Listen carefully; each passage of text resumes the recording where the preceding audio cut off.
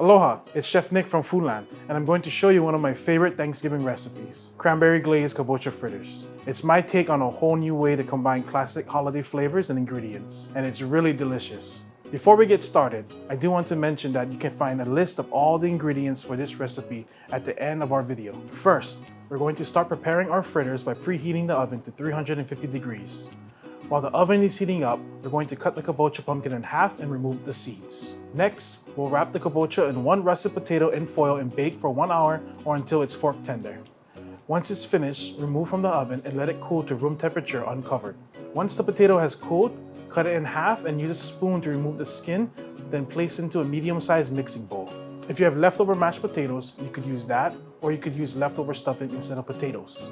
Next, use a large spoon to separate the flesh of the kabocha away from the skin and transfer to the mixing bowl with the cooked potato. Add 3 tablespoons of potato starch, 2 tablespoons of panko, 3 tablespoons of sliced green onion, 1 teaspoon of minced garlic, and 1 tablespoon of Parmesan cheese. You could also add leftover ham or turkey. I would just shred or mince it and mix all the ingredients together. Next, separate the mixture into 12 to 14 equal-sized balls and form them into nuggets using your hands. In a large non-stick skillet, heat 2 tablespoons of cooking oil over medium heat. Fry fritters on each side for about 3 minutes or until it's nice golden brown. Before I start making a cranberry glaze, I wanted to mention that if you're looking for more mealtime solutions, visit us at foodland.com. In a saucepan, heat neutral oil over medium heat. Add 1 large diced shallot and 1 tablespoon of grated ginger. Saute until shallots are nicely brown and fragmented. Next, stir in ½ cup of granulated sugar and ¼ cup of orange juice and bring it to a simmer till the sugar dissolves. Add 1 can of cranberry sauce and slowly stir until fully melted.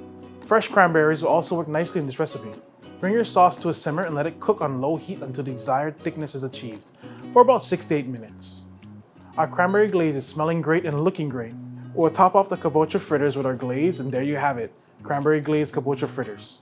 I like to garnish with thinly sliced red jalapeno and green onion. This hearty pupu is made with some of my favorite holiday flavors and it's really good. After your friends and family try this dish, they'll be asking you to make it for every holiday gathering.